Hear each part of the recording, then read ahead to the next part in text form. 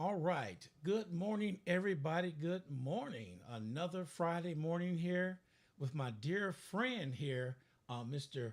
George Green is with us again today on this Friday, and election is right around the corner, and you're tuned into Texas in Color. We are broadcasting live on our Facebook page, Texas in Color, and live on our YouTube channel, Texas in Color. And we would appreciate it for you to chime in questions or anything because this is an open forum. So just let us know anything you want to know about. We'll try our best to get it to you. So, sir, election is less than, um, well, it's a little over 2 weeks away. And things are sort of getting heated up down the line. I mean, I watched the debate between Cruz and All Red, and of course our national stuff that's going on, and then I'm looking at things that's going on right now that Paxton um want. Let me get this straight. I got to make sure I get this right. I got it right here that he wants to count. Boy, it just disappeared from me. Some people who's going out to vote. Let me see. He asked the feds to check citizenship status on nearly a half a million registered voters. Why should they have to check the status on that? Because they know that's another monkey wrench thrown in there. And then you got people from all over the country, Texas included, that they're sending out hundreds of people to monitor the the election. And need to be said, we know where the people are gonna be at. They're gonna be in the minority section of towns, not in the white section of towns. That is known. And so that's intimidation coming up, and we came too far to go back to the 50s and do all this. But these are some of the things that's coming out right now, and I'm trying to, well, we discussed this. We knew it's going to get hectic the closer and closer we get to election day, but they're not wasting no time coming out with stuff right now, sir. Well, yeah, that's true. And first, let me say good morning to everyone out there and in our listening audience. Uh, I'm in Paxton's hometown as we speak, so uh, Paxton signs are all over. His activity is really high on the radar right now, and I don't know if it is to be expected, Ronald, but coming up on this election, and this is one of the most important elections that we've had in our history. And with the huge number of registered voters that or at least documented thus far, it's going to turn a lot of heads. And Attorney General Paxton, he's seeing fit, and his duty call is to do counts, uh, check and recheck, to be sure we've got a fair and legal election. So I suppose that's what his charge is, and that's what he's doing. So let me ask you something. I don't know the answer, need to find the answer to this. When somebody first registered to vote, what is the checking process? I know they check the address and all that good stuff to make sure they're legally here. Isn't that done already in that process and when they register to vote? It is, yes, and and once again, when you come up to the voting line in the voting booth, they're going to check and recheck, and that's their way of being sure that everything is on the up and up, and that's their call. So why is it now we turn it in, we get our voter registration card, we go vote, they check again, make sure it's you. Mhm. So why do we got to have this third party come in to double check everybody? Isn't the check and balances there already? Yes, it is. The checks and balances are there already, but they're coming in again. I'm in a neighborhood of Dallas, Texas, and they're going through a third check with all their voting processes and equipment. and they are frustrated with that, and it's expensive too. You may throw that in there, but again, this election is huge, and so they're making sure that their I's are dotted and their T's are crossed. So you said it's expensive. Yes, it is. And who are the ones paying for this? The taxpayers. Right. It's coming out of our pocket. And so that's what they're doing. Okay, let's go ahead and do this, do this, do this. And so the bottom line comes with all this check, double check, triple check. It all comes back to the citizen of Texas who pay taxes that's paying for all this. Yes. Now, my question is there room in the budget for this? Did they budget this or they just went on and just did it? Well, looking at the budgeting process, as far as my experience goes, no, it's not. It has not been built into the budget that they're going to do a 3 times over check on the voting process that I'm aware of. But they have seen fit to find money somewhere somehow in order to pay for it. Oh, they could find money for this. They can't find money for the public schools. I mean, that is But so bizarre. yes, that is very bizarre, and the public schools, that's a whole nother animal. There's money out there, and people talk about money shortages. There is money out there, and if you dealt with the budgets intimately in entities, municipalities, there's money. It's just a matter of prioritizing where you want to put it and spend it. Yeah, that's true. So I'm gonna get back to the election again. The reason why I'm getting back, I went to training for election judge, and security was at the top of that list on what we need to do if something happens.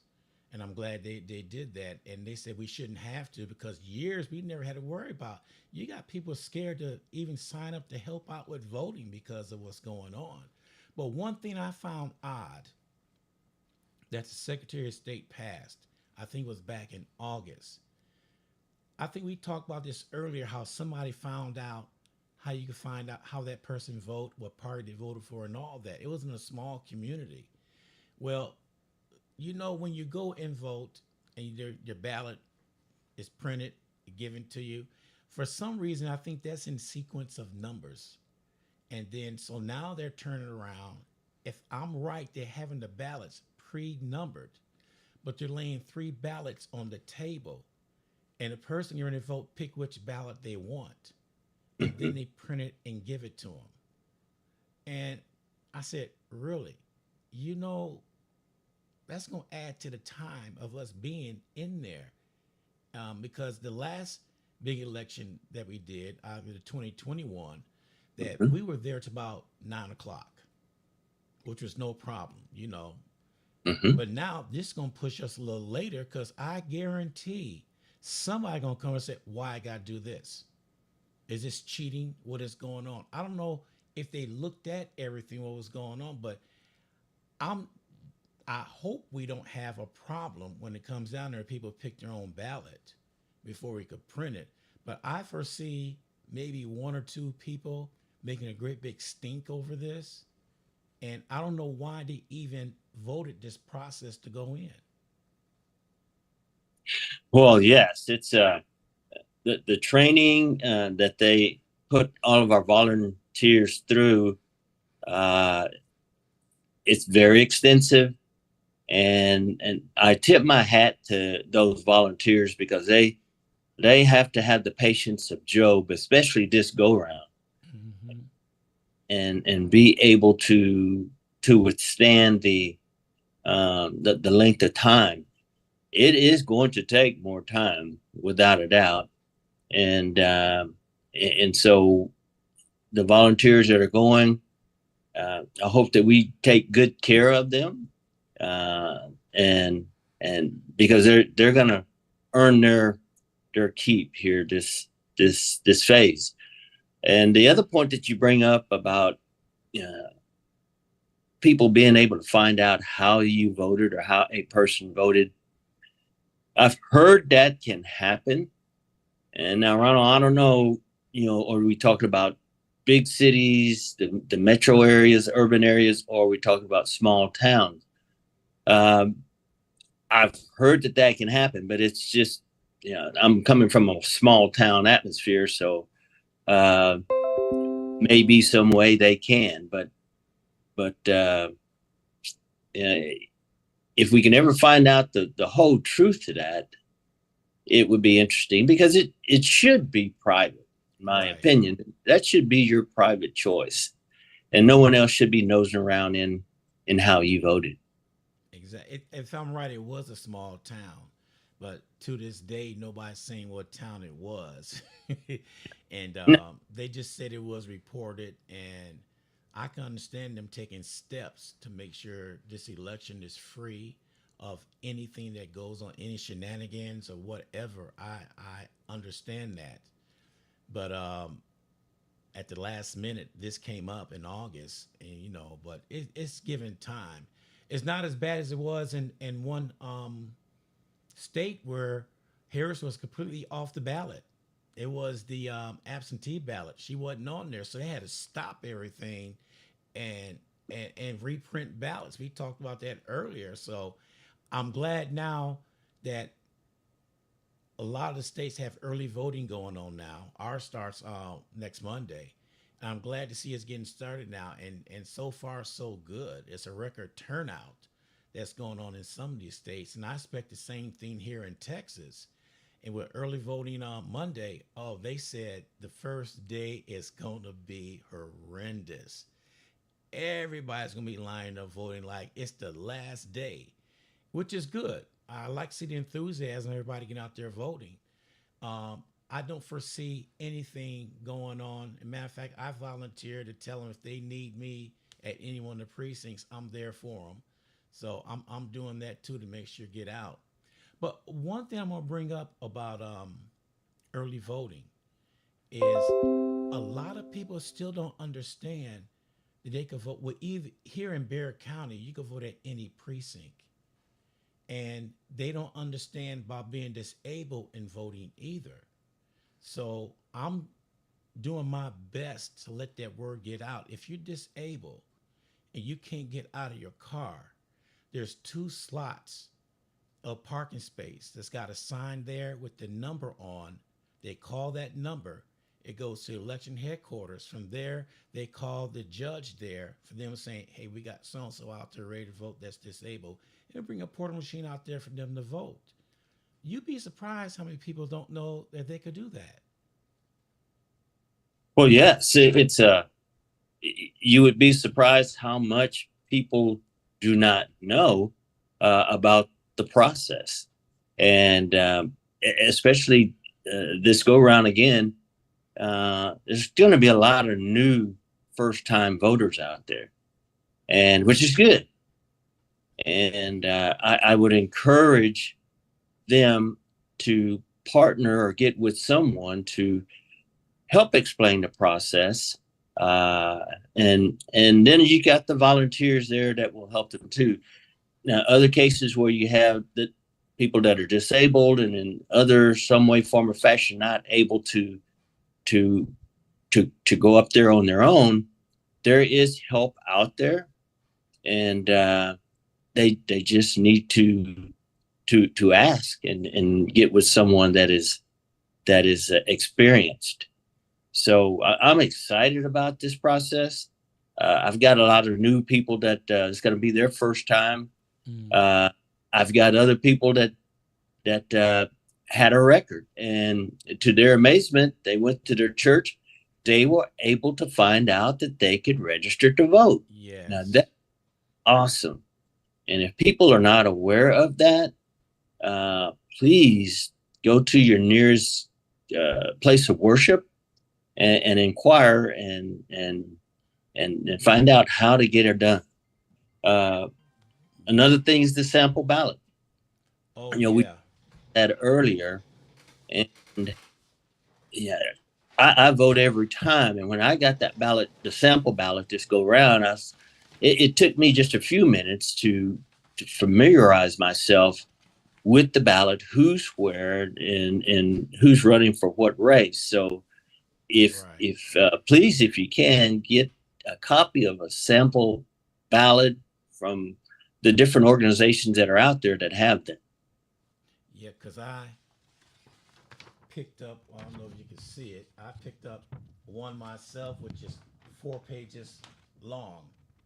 And one thing I'm instructing everybody to do, they know about the national election. They know about the state election for senator and all. They know about all that, but what they don't know is your local races. Because Correct. I told somebody, you up there playing Russian roulette, you don't know them, you just pick anybody. Right. You don't do that. You got a little over 2 weeks to download the sample ballot and find out who they are and what they stand for. And they should have been doing this months ago. No, Yeah. it's been there since the primaries over with. The sample ballot been there, but they wait to the last minute. And then they say, "I don't know who that is."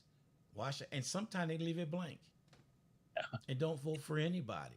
And as I'm explaining to people, we know about the federal and all that stuff, but it's your local election that dictates how your county, how your city, how your precinct, school board, appraisal district, commissioner court, how that is ran.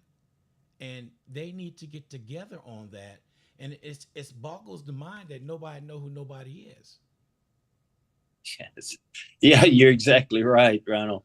Um, those those ballots, they vary in length. So the reason why we don't show our ballot, because our ballot may be different than someone over in Timbuktu. Right. So you just need to get a copy of the ballot that pertains to your area. And Exactly. the day of the straight ticket voting is gone. Yes. So no longer can you go in that booth and just push a switch and it just blocks everybody in. That day is gone. So you have to go through and pick each of these races individually. But please don't leave them blank if you can keep from it. But once you get everybody familiar with the presidential race, that's true, and they're going to be familiar with this with the Cruz and Allred race.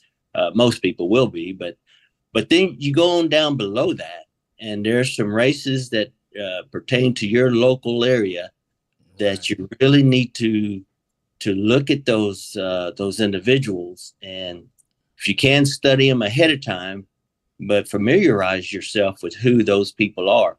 There's a position on there, State Board of Education. That Yes. is very, very important position, and that person carries a lot of influence, and so uh, he's that race is about midway on my ballot, about midway down, and so I say that to say this: people, please go from top to the bottom of that ballot and pick the people you feel is the right one. And once you get to those judges, uh, try to study ahead of time as to who they are, because there are a lot of them in there, and a lot of people are not familiar with them, and so uh, you do need to read up on them somewhat. Yeah, definitely some good reading. I I went through I Google everything to find out what's going on. I'm trying to Google each section of Barrett County of who they need to vote for, because there's one area of Barrett County where it is split right down the middle. Some people on one side of the street could vote for one district, on the other side is different. And they come in fussing at us. Well, why is it like that? Secretary of State. Call the Secretary of State. We're just here to make sure you vote. We don't give no opinions about anything. We don't even do that. And so, well, this doesn't make any sense. Well, this particular person, I've been working this one precinct for over 4 years. This particular person come in all the time and ask the same question. You would think down the line they will look it up because me myself personally, I'm not giving out no answers like that, even though I know what it is. That's up to them to find out. Right. Because I don't want nobody to come and tell me, well, he said no, I didn't say anything. And so, but that's how it is. Switch a little bit. As we was in our training, there's gonna be more people out from the Secretary of State going around the precincts and checking everything from what we found out. Hmm. So I don't know how many people they hired for this, but we were told they will be out there checking to make sure we have everything. And I think the biggest one is that 100-foot marker. That is the biggest one. They want to make sure that that is posted. And so I got my trusty tape measure. I'm at the same place. I measure 100 feet, but I'm gonna double check to make sure. I'm not gonna assume because they said there could be some problems right there. And then what was funny about this, if your 100-foot marker only goes halfway, and then it's across the street, the other of the we need to mark on there. The 100 marker goes across the street because some places is like that. The 100-foot marker is not right there on the same property, you know. And I said that's a little weird. I haven't ran across that, but apparently that's going on somewhere in the state. So that's one big thing they want us to have out right there is make sure that 100-foot marker is there. And for those of people who don't know what that means nobody can be inside that 100-foot marker talking and tell you who to vote for or talk about political stuff to candidates or anything within that 100 feet. Yes, and I'm glad you brought that up too, Ronald, because of late past few races that I've been in, they're starting to enforce that 100-foot marker more and more and more. I mean, signs, anything related and dealing with the election and voting cannot be within that 100-foot marker. That's encroachment, and they have been out there patrolling and making sure that people abide by that 100-foot marker. So if they're not familiar with it, when they get there, they will find out soon enough. And you know that goes for campaign signs and stuff can be with inside there. Yes. But you know, outside there, oh, like sometimes we go set up the night before to get everything going, and there's no signs out there. We come Right. back the next day. Where did they come from? It's Oh, loaded up, and some were inside the 100-foot mark. So I just picked them up and laid them down, put on the outside. So they come up and say what happened. I say you're inside this mark. Because one thing we will put up overnight is a 100-foot marker. We will put that up so they know that they can't put any signs right here. But there's some people who are hard headed. They will try you yeah. and see if they get away with it. And one of the other things that we talked about was poll watchers. A few years ago, well, on the 2020 election, they could come in, but once they left, they couldn't come back in. Well, that's changed now. They come in and out as much as they want. It doesn't make a difference. But they have to have a certificate to show us before they could do it.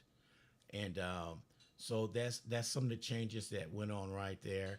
And the election judge could kick out a poll watcher if they feel they doing things they have no business doing, Yeah. which I haven't seen that problem yet, not where I'm at. But I think they're covering the bases real good this year on this election. Even some of the stuff came in late. I think some of the stuff came in for a good reason. Better safe than sorry, because we don't need 1,000 lawsuits over an election, over a free election. So the poll watchers, they are making sure that they are legit, make sure they Mhm. have their piece of paper and all that stuff. So that's one thing that they focus on a lot was the poll watchers. Yes, they have a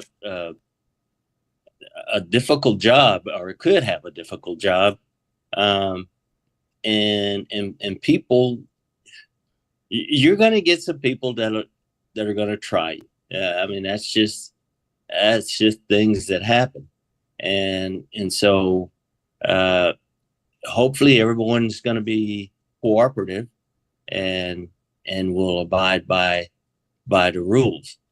Yeah. The election judges, I've never had one to call anyone down, but There's always a first time. Yeah. But I again, with this large of a number registered, if 100% of them go and vote, we're going to have our hands full. Oh, uh, I'm glad you said that because the 2020 election, we got there at 5 to set up everything, to have everything ready. By 6:15, the line was around the building. By 7 o'clock, it was across the street and still growing. I said, "Oh no, we're gonna be in trouble." But it was a good trouble, not bad trouble. But we turned around and we got that whole line done. Get this, from 7, I think it was 9:45, and we all sat down and took a breath. Well, by 10 o'clock, the line started building up again. So it was a long line. And at the end, now that's the tricky part. At the end, somebody has to get out there and stand when 7 o'clock hit, just to where it ends right here. Now, I am so worried that the way it is nowadays, if somebody show up at 1 minute after, it's only a minute after. What you mean I can't vote? Yeah. Hope, and it doesn't do that. But I'm not worried about the beginning. I'm worried about the ending, where that cutoff is at. And fortunately, I'm in a place right now where I'm voting. Precinct is at, where we accommodate almost 50 people coming in and close the door, if it comes down to that. But getting out there, I don't know. I haven't heard of. Have you heard anything when somebody try to show up after 7 o'clock and try to vote, try to cut the line? I have not heard it, Ronald. Uh, I know that there can be some instances where some people are coming in late and they have to make a judgment call on it. And so, but I hadn't heard it be a big issue. Uh, and I, again, as we've talked at the beginning of our podcast, I encourage people to vote early. Early. And we keep saying vote early. Now, the first early voting is for us in Texas is Monday, the 21st. Yeah. So, and pay attention to the times, and then pay attention to the locations. It's pretty flexible at the beginning, but once we get closer to the drop dead date, then they kind of tighten it down. Yeah. And November 1st is the last day to early vote. Mm-hmm. Then after that, we just gear up and get ready for November 5th. Somebody asked me the other day, so what are you hoping for about the election? I'm hoping for November 6th. Why is that? It's over. It's over. We geared up for 2 years for this going. And now boom, there it is. Speaking about 2 years, um, anybody who wants to run for office, I was talking with somebody the other day. Some people wait for the last minute to file. Mm-hmm. I Yeah. know this is off topic, but I got to bring this up. And then you don't have time enough to get your name out there. So if you're going to run for office, you should figure out what office you're going to run for and do it at least 2 years in advance, so they know who you are and what you stand for. But if you wait for the last minute, you talking about juggling. You can't get things going fast enough. You can't create that movement that you need to get going. But if you do it 2 years in advance, because everybody knows what's going on in the next 2 years, Yep. so you should be able to file then and have everything going, because name recognition is real good. So if you get out there and you file at the last minute, put your name out there, say, "Who's that? Mm-hmm. What is that all about?" But if you do it 2 years in advance, oh yeah, they were talking about this, talking about, now you got a conversation going on. Instead of saying, "Who's that?" You can say, "Oh yeah, they've been doing this already." Mm-hmm. Yeah, that's an excellent point. If anyone is thinking about running for office, you need to start, as Ronald suggested, 2 years in advance, because there's so much clutter out there nowadays. And by clutter, I mean you hear any and every kind of thing going on, and you want to have your name with the highest recognition out there for whatever position you're going to run for. Uh, People use different strategies. I don't understand why they wait to the last minute, but some people, unfortunately, they'll wait to the last minute to file for an office, and by the time that the office is underway and going on, you're you've done your name has done lost or is lost in all the muck and the mutter. So Yeah. yeah, if you're going to run for an office, you need to start early on. And there's some examples of some people that are running this go round. They started early and they got to jump on everyone else. Their name is already it's a household name. And then some of the others, they're like, I never heard of that person. So Yeah. starter. And so, and getting back to the sample ballot, knowing their names, don't play Russian roulette and get up there and just start closing your eyes and picking, because you may pick the wrong person. You say, "I voted for him." Yeah, Yeah. you did. Yeah, you did. So that's one thing they need to start doing is educating themselves, and that's what we're doing right here on Texas in Color. We want to educate the voters on what's going on out there, what district you in, who you should vote for. We are here to let you know where to go to educate you about voting. We don't want to educate you about who you should vote for. We want to educate you the voting process and what you should do to vote. And Hmm. and that's the main thing. Get to know your candidates.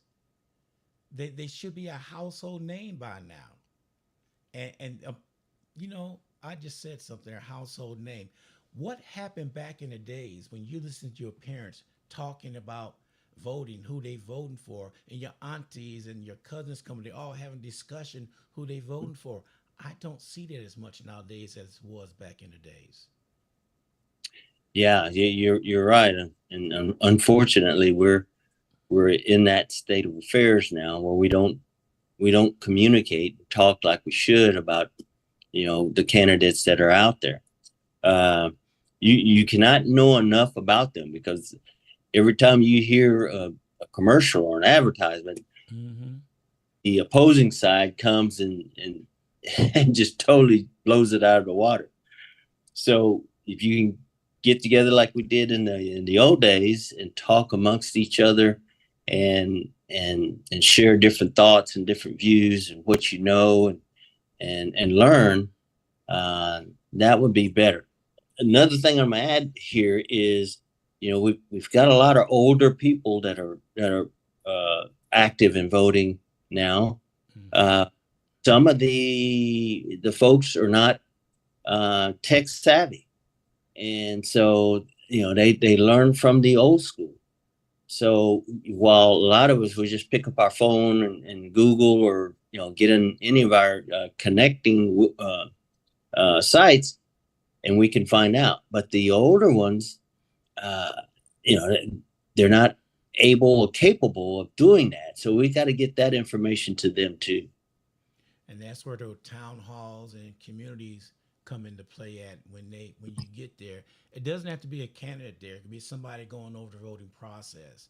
They could show the candidates up there. This is what they're doing, and this is what they stand for, and just go back and forth. You're right, because the younger generation, they were brought up on social media. So they know everything is going on. The older generation, I'm one of them, but I keep up with everything. So, Yeah. but you're right. We got to hit the seniors and let them know what's going on, because I do have some people in San Antonio.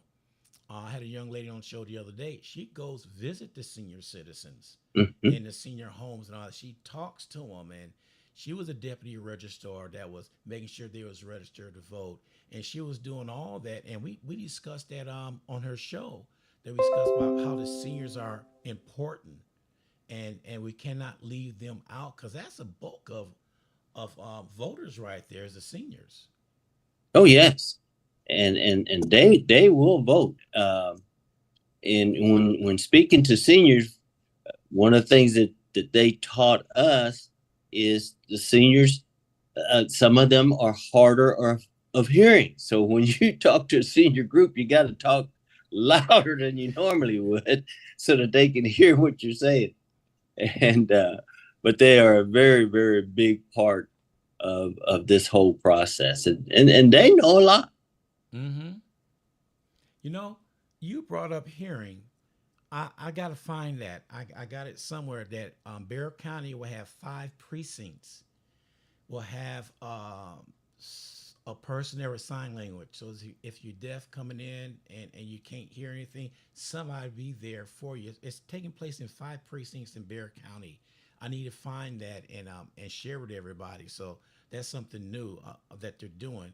But also, we talked about people being disabled and they're bringing a machine out there you to vote. Also, there are 2 voting machines that's allocated for the disabled that have headphones and everything. So we have that too. So we're making sure that the seniors and people with disability are taken care of. Absolutely, absolutely.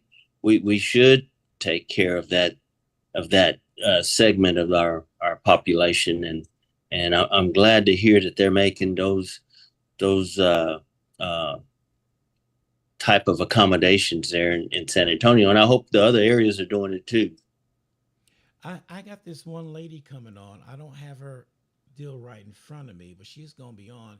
She deals with the disabled and some numbers she just on that I watched the documentary on her and the numbers she's talking about is millions of disability folks here in Texas. I think she said 3. I'm not too sure, but I'm gonna double check on that. That's another large um, um, voting that they're not looking at, and Mm-hmm. and you will think that they would with Greg Abbott being the governor, being disabled himself. You would think they would look more towards disability than anything else, and they're really not. And she's bringing up some amazing things, and she's going to be on the show I think next week. And I just can't wait to hear what she has to say. Well, yes, you would think that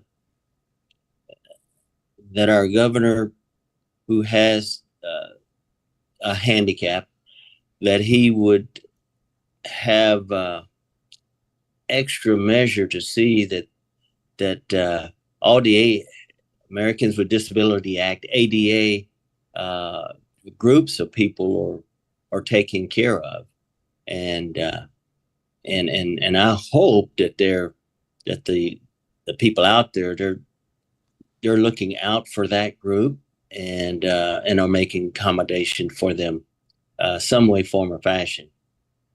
Yeah, because that's a big voting block right there. Mm. You know, they could sway it any direction. You know, so just look out for that coming up. What was the other thing I was going to talk to you about? We did early voting, and I know I was going to talk to you about. Now, I watched TV the other day, and this point came up. Lying is the new trend now with politicians. It always been there, but it's more out more than anything else. Because now, when back in the days we discussed this before that you had to have 3 reliable sources before they printed that information. Mm-hmm. Now, the way it is nowadays, you can tell a lie and says, "Oh well, forget about it," and it's instant. And people will gravitate more towards lies than the truth. You got to tell the truth 10 times more than what they're telling the lie to get it through their thick skulls. That was a Yeah, lie. That's a blatant lie. But yet again, we fixated on rumors and lies in today's politics. And I can't understand why. When I hear something, I know that's a lie. Are people not want to look for the truth? Are people don't want to look it up to find out what the truth is? I mean, your opinion, what the heck are they doing? well, yeah, we are in a phase where lying seems to be the norm, and to a degree is accepted, and until we start finding some way to have some accountability for what people are saying out there, it will continue. And if it's not a lie, they'll say it's the half truth. Either way, it's a lie. Yeah. So uh, we all the more reason why we should know who our candidates are, uh, is as much as possible, and find out what the real story is, and it's going to be up to the grassroots people to make these people accountable for what they're saying and what they're doing. So this point I'm gonna make right here is when they ask a candidate a question, they don't answer the questions anymore. They talk about something else that has nothing to do with the question they just asked. I'm hoping that somebody will have the, I can't use that. Yes, I can. I wish somebody will have the balls to sit there and keep on asking that question until they answer. I am so sick and tired of them deviating away from the question and talk about something else that has nothing to do with the question. Like I said, being held accountable. Are they scared to tell the truth? Or what is it that's going through that thick skull of theirs that they can sit there and try to fool the American people? We know it's a lie. They Mm-hmm. even know it's a lie. And some of the people who interview people, they know it's a lie. There's no more hardball questions anymore. It's all soft questions. I don't care. You get me in front of somebody, I'm gonna ask them a question and I'm gonna stay on it. No, you didn't ask that question. They probably get up and walk off the stage. But I'm sorry. The hardball questions need to be asked and need to be answered because you dealing with people lives. Yes, yes, as you can, you hold them accountable to answer that question. And if you have to keep repeating it over and over and over again, sooner or later they're going to answer what you're asking. But that's holding that person accountable for what they're saying. And so, yeah, if you're in that situation, just continue to ask that question over and over and over till you get the answer. Yeah, well, I will probably say the the interview will be over with because that person gonna get mad and get up or leave. Or I've been known to cut people mics. When I'm sitting up having our round table stuff, if somebody get out of hand, I just mute the mic. I said, okay. Because in the beginning, I let them know, look here, it's not gonna get personal. We're gonna talk civil, like we have some sense. We're not gonna get outrageous. And when they do, I will cut the mic and ask them to leave because we want to get the information out there. And and if you are somebody out there and you have the information and we want that information to get out. We don't want fluff. We want the real information to get out so other people can make their opinion on things. And with that being said, I'm sitting here right now just thinking about the debate with Cruz and Allred. That's one point when Cruz was asked a certain question. Man, he wasn't in left field. He was out there in the ocean somewhere. I'm sorry, that's just my opinion. He did not answer that question. And that's the part I'm getting at. Why they do that? This is something that's hurting the Texas people in Texas, hurting them. We deserve to have somebody there that's there for us, not Right. there for them. And I'm sorry, it's getting out of hand. And somewhere along the line, we're gonna have to have some dramatic changes in the state of Texas in order for all this to function. Like for one thing, if people don't know, Texas have the biggest black population there is in the whole United States. But yet 30, maybe 35% will show up to vote. So that's a problem right there we need to conquer.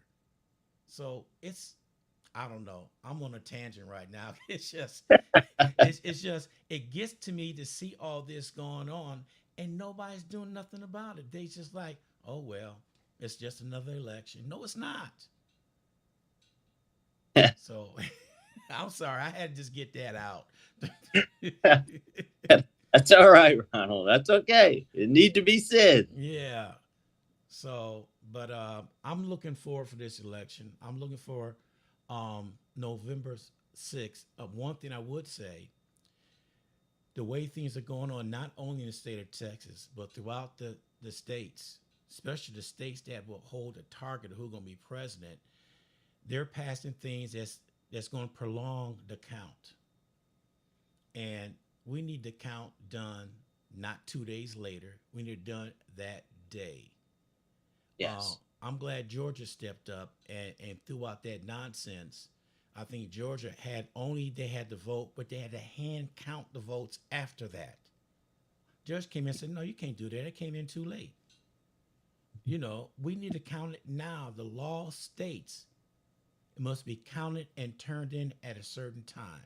And I'm glad that Judge stepped up to do that. We don't need no shenanigans going on so close to the election. We need to go ahead and let the voting process go on. Whoever wins or lose, we need to take it and go on our merry way and support that person. Well, I'm just saying we need to support that person, whoever it is locally. Uh, but that's something we got to do, and that's one thing we're not doing. Everybody's a sore loser, and I told my kids a long time ago when I was coaching them in Little League, and I told them, in order to be a great winner, you have to be a great loser. They looked at me and said, Dad, have you lost your mind? I said, you got to learn how to lose. Once you learn how to lose, you know what to do next time around to come back to win. So Yes. that was the way I was telling. I mean, I know I'm going on and on, Mr. Green, but what's your opinion on some of the stuff I just blurted out? Oh no, I think you're spot on. Uh, if we can just get that message hammered out to other people and and they abide by it, that's the thing.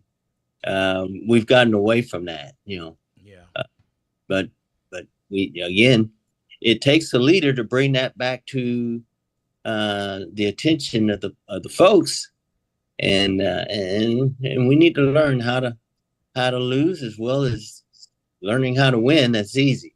Learning how to lose is difficult for some. So let me ask you a question before we leave. What is your um definition of a true leader? Well, a true leader is in my view, it's a person that leads by example. He exhibits the traits of integrity. Uh, he has wisdom. He has intuition. He or she, and forgive me, but but yeah, they carry themselves in such a way that is respectable. So a number of different things I laid out there uh, that to me uh, symbolizes a leader. Okay. Yeah, you're right.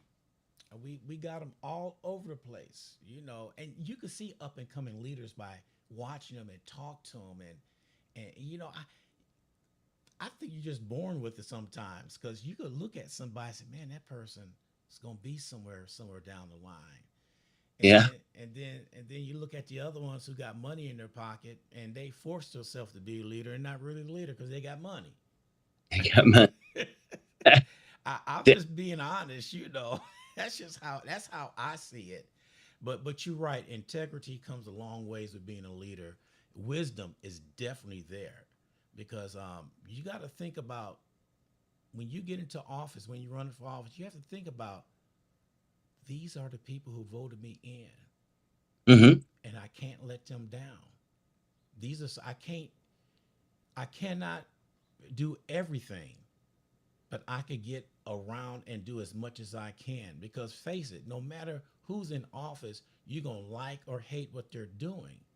but Yeah. they're trying to do things the good for the people, not for two people or one person. They're trying to do it for the people, and sometimes they get raked over the coals with their opinion about something. But sometimes if they stick to their guns, and that's a thing's troubling right now. But if they stick to their guns and they go ahead and put that process in, and that process starts working, then the people said, well, I guess they were right. it, Yeah. it Yeah. is working, and that's the problem. We're so much into a microwave society, we don't give time for things to work. It takes time, and people don't understand that. Yes. That's right. So You're right on the money. yeah, okay, sir. Boy, that time show went fast. It did. It So does. next week, we're really gonna get down in deep about the election coming up, and because it's gonna be right around the corner. And I definitely want you on after the election so we could go over everything on where we at, what we doing, and let everybody know this is what we have to do. And because it's gonna be people just gonna be just plain upset. Some gonna say, "Oh, whatever." Matter of fact, there was this lady that was on a show today, and they asked her about the election. She said, "Well, if it goes away that I want it to go, I'm fine. But if it don't, I signed up for dual citizenship in another country." I said, "Really?" So there's some people out there that's strong on what they're gonna do, and some are just, hey, whatever happens, we have to go with whatever happens, and just wait around for the next election cycle to if you don't like what went on this time around, you can vote the next time around. Get a good candidate in there and vote for him or her. that, So that is right. yeah, okay, sir. I appreciate you coming on, taking your time, and we will talk to you later on. You bet, Ronald. Thank you. And you have a great week. All right, you too. Okay. Okay, bye.